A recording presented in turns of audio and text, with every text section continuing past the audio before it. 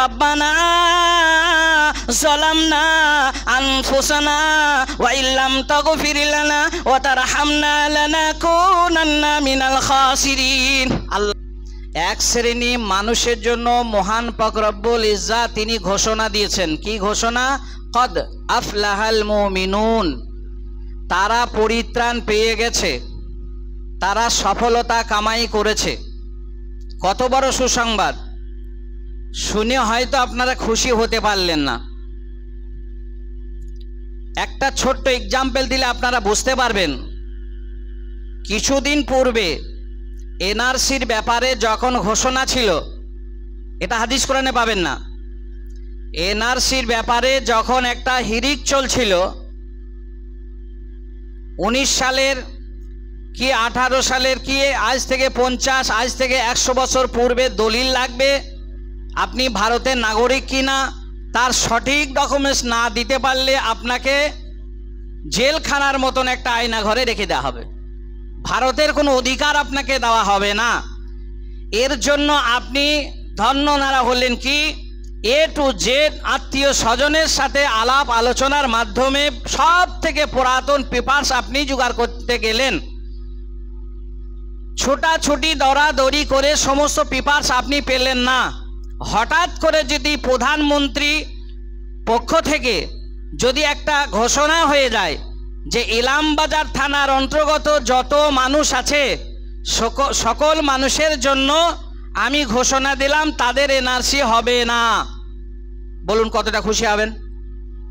কতটা খুশি হবেন আপনারা? ঘুম হারাম হয়ে গেছিল, আপনার খাবার পর্যন্ত রুচি হচ্ছে না, অরুচি হয়ে গিয়েছিল। সেই মুহূর্তে যদি আপনার জন্য একটা ঘোষণা থাকে যে না আপনাদের এনআরসি হবে না, আপনারা যেমন খাচ্ছিলেন, যেমন পড়ছিলেন, যেমন আনন্দ লুটছিলেন ঠিক ওইভাবে আপনারা শুরু করে দেন, আপনারা কতটা খুশি হবেন? অনুরূপ আজকে নামাজ, রোজা, হজ, যাকাত, হালাল হারাম, সত্য মিথ্যা এরকম যাচাই বাছাই ঠিক মতো না হলে আপনাকে জাহান্নামে যেতে হবে, চিরস্থায়ী অনন্তকালের জন্য জাহান্নামে পড়তে হবে। আর এক শ্রেণী মানুষ জান্নাতে যাবে। এখন কে জান্নাতি কে জাহান্নামী আপনার আমার বলার মতন শক্তি নেই, জ্ঞান নেই। কিন্তু হঠাৎ করে আল্লাহ সুবহানাহু ওয়া তাআলা ওই এনআরসির মতন প্রধানমন্ত্রীর পক্ষ থেকে যেমন এলান হলো, ঠিক আল্লাহর পক্ষ থেকে যিনি জান্নাতের মালিক, যিনি জাহান্নামেরও মালিক, যিনি ফুলসিরাতের মালিক, যিনি কাউসারেরও মালিক, সেই মালিক যিনি, সেই মালিকের পক্ষ থেকে ঘোষণা হলো তোমাদের এনআরসি হবে না, মানে তোমরা সবাই জান্নাতি, তোমরা জাহান্নামে কেউ যাবে না। কদ আফলাহাল মুমিনুন। এই দেখেন, এই কথাটা বোঝানোর জন্য এতগুলা কথা বললাম। কদ আফলাহাল মুমিনুন, তোমাদের পক্ষ থেকে, আমি আল্লাহর পক্ষ থেকে তোমাদেরকে ঘোষণা দিলাম তোমরা পরিত্রাণ পেয়ে গেছো, তোমরা সফলতা কামাই করেছো, তোমরা ফালা পেয়ে গেছো। এখন কারা, তাদের প্রতিচিহ্নটা কি হবে, তাদের মধ্যে গুণগত কি হবে, সে কথাগুলো আল্লাহ সুবহানাহু ওয়া তাআলা একটি একটি করে বলেছেন। সেই কথাগুলি কি? আল্লাযীনা হুম ফি সালাতিহিম খাশিউন।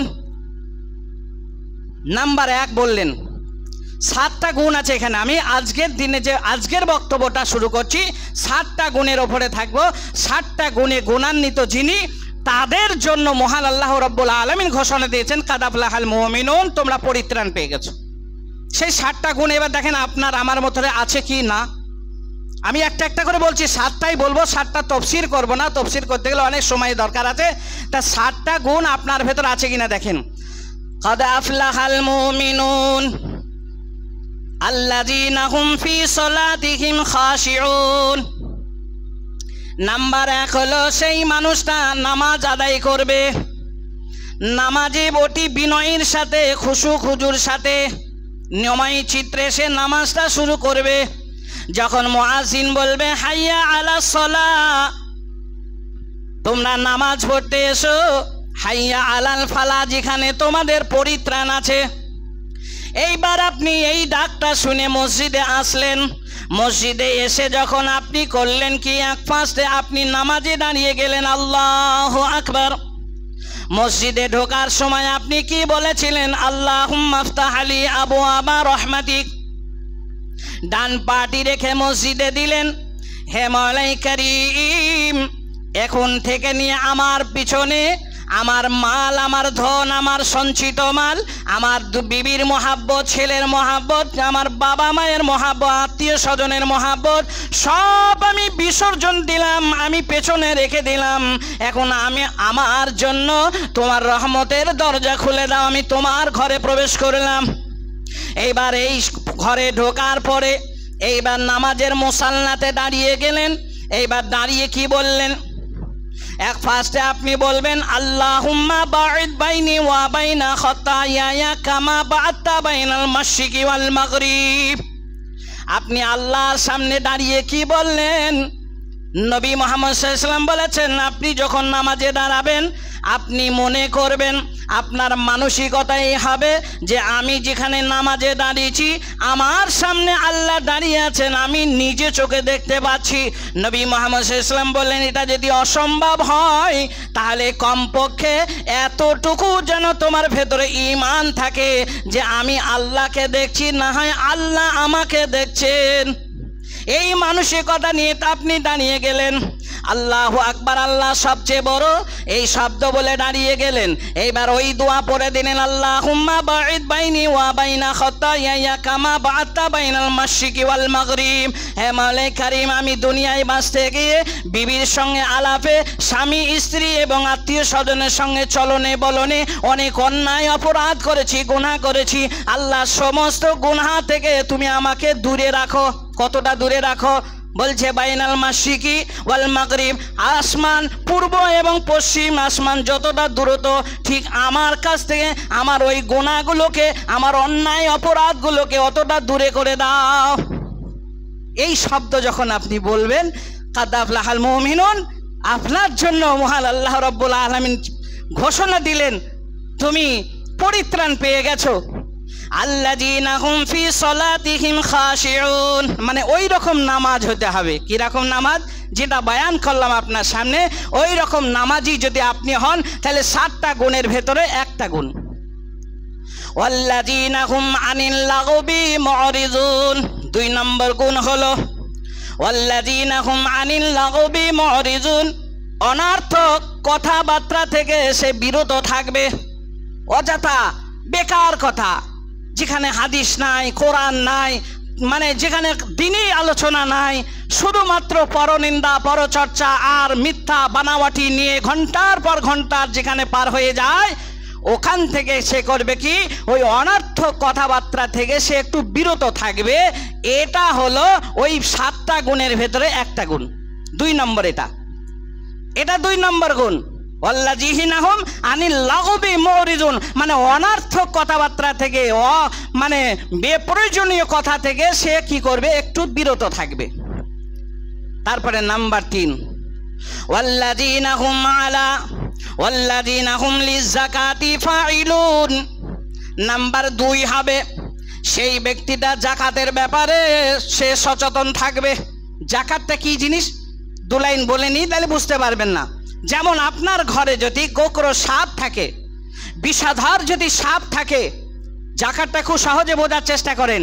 আপনার বাড়িতে বিছানার তলায়, হ্যাঁ বেড কভারের তলায়, মানে বালিশের তলায়, যেখানে আপনি সব সময় ওঠা বসা করেন, সেই বেড কভারের তলায় যদি আপনার গোকরো সাপ থাকে, তাহলে আপনি যখন শুতে যাবেন, যখন ঘুমাতে যাবেন, ওই সাপটার ওপরে যখন আঘাত লাগবে, ওই সাপটা আঘাত পেয়ে আপনাকে দংশন করবে।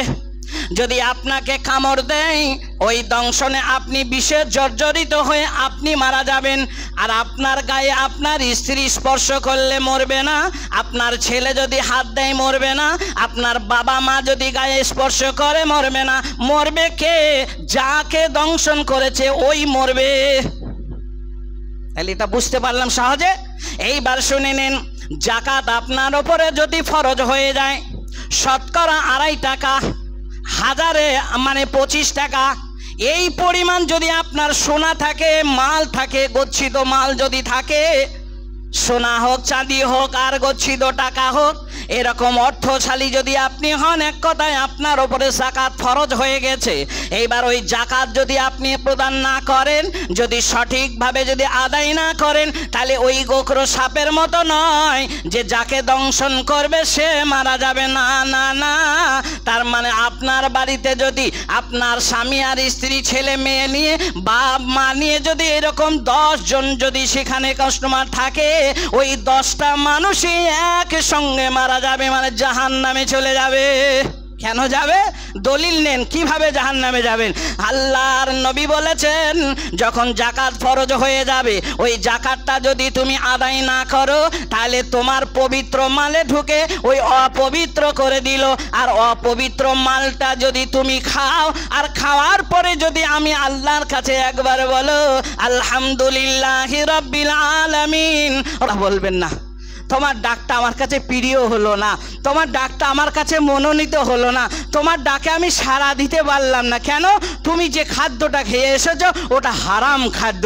বুখারী শরীফের ভেতরে চলে যান, লা ইয়াদখুলুল জান্নাতা জাসাদুন গুযিয়া বিল হারাম। ইচ্ছাকৃত যদি হারাম খাদ্য তুমি যদি খাও, তাহলে ওই হারাম খাদ্য বডিটা কোনোদিন জান্নাতি হবে না। তাহলে দেখেন, যাকাতটা ফরজ হয়েছে, আপনি জানলেন, শুনলেন, বুঝলেন, তাহলে ইচ্ছাকৃত ওই হারাম খাদ্যটাকে আপনি রেখে দিলেন ঘরে, সবাই খেলো, 1 থেকে 10 জন খেলো, আবার 10 জন খাওয়ার পরে এই 10 জনকে আল্লাহ জাহান্নামে দিয়ে দেবেন। তাহলে এখানে বুঝতে পারলাম যে 7টা গুণের ভেতরে এটা একটা গুণ। তারপরে বলছেন ওয়াল্লাযীনা হুম লিযাকাতি ফাইলুন ওয়াল্লাযীনা হুম লিফুরুজিহিম হাফিজুন। 4 নম্বরটা কি? ওয়াল্লাযীনা হুম লিফুরুজিহিম হাফিজুন, তোমাদের লজ্জাস্থানের তোমরা হেফাজত করবে, সংরক্ষণ করবে। যেখানে যতটা পরিমাণ ব্যয় করার কথা আছে, সেখানে ঠিক সেইভাবে ততটা পরিমাণ তোমরা ব্যয় করবে। এই ব্যাপারে মহানবী মুহাম্মদ রাসূলুল্লাহ সাল্লাল্লাহু আলাইহি ওয়াসাল্লামের একটা হাদিস মনে পড়ে যায়। সেটা হলো কি, আল্লাহর নবী জনাবে মুহাম্মদ রাসূলুল্লাহ সাল্লাল্লাহু আলাইহি ওয়াসাল্লাম বলছেন, এই কথাটা ভোলার চেষ্টা করবেন না, হাজারো কথার ভেতরে এই কথাটা সব থেকে মূল্যবান কথা। সেটা কি? কত বড় মূল্যবান কথা দেখেন। যেমন আল্লাহ ওখানে বলেছেন যে কাদ আফলাহাল মুমিনুন, ওই শ্রেণী মানুষটা পরিত্রাণ পেয়ে গেছে। হ্যাঁ, ঠিক অনুরূপ আল্লাহর নবী বলছেন, 2টি অঙ্গের মাথা থেকে পা পর্যন্ত কোনো মহিলা, কোনো পুরুষ যদি এই 2টো অঙ্গের যদি দায়িত্ব নিতে পারে গ্যারান্টি সহকারে, আমি নবী মুহাম্মদ সাল্লাল্লাহু আলাইহি ওয়াসাল্লাম বললাম তার জন্য আমি জান্নাতের গ্যারান্টি নিলাম। একবার সুবহানাল্লাহ আলহামদুলিল্লাহ বলতে ইচ্ছা হলো না আপনাদের? মানে সুখবর নয় তো এটা? তার মানে আমাদের 14 পুরুষে বাপ দাদার জান্নাত। সুতরাং আমরা ক্রয় করেই নিয়েছি, মরলি আমরা লাঠি বললাম লিয়ে দিয়ে ফেরেশতা যত আছে মেয়েদের সব একধার করতে করতে জান্নাতে ঢুকে যাব। এইরকম মানসিকতা আছে, যার কারণে আপনাদের দোয়া বার হচ্ছে না। সেই অঙ্গ দুটো কি? একটা অঙ্গ হলো 2 পায়ের মধ্যস্থল, আর একটা অঙ্গ হলো 2 ঠোঁটের মধ্যস্থল। এই 2টি অঙ্গ, এই 2টির অঙ্গর কথা কেন বললেন? এটা যদি ব্যাখ্যা করে অনেকটা লম্বা হয়ে যাবে, তবে সহজে আপনাদেরকে বুঝিয়ে দিই। হ্যাঁ, বেশি ব্যাখ্যার দিকে যাচ্ছে না। সেটা হলো এই যে এই ঠোঁট আর লজ্জাস্থান, এই মানে জিহ্বা বা লজ্জাস্থান, এই 2টির মাধ্যমে জান্নাতও ক্রয় করা যায়, জাহান্নামও ক্রয় করা যায়। তার মানে সঠিকভাবে যদি ব্যয় করতে পারি তাহলে জান্নাত, আর যদি ব্যাঠিক হয়ে যায়, বেক রাস্তায় হয়ে যায়, তাহলে ওই 2টির কারণে আপনাকে জাহান্নামে যেতে হবে। আর এই 2টির বাইরে যে অঙ্গগুলো আছে, হাত আছে, পা আছে, চোখ আছে, নাক আছে, চুল আছে, এই রকম অঙ্গ প্রত্যঙ্গ যত আপনার আছে, এইগুলা যে পাপ করে, ওই পাপগুলা যদি একটা নামাজি যদি সঠিকভাবে নবীর তরিকায় যদি উজু করতে পারে, উজুর পানি দিয়ে ধৌত করলে ওই পাপগুলা ধুয়ে যাবে। তাও সুবহানাল্লাহ বলতে পারলেন না?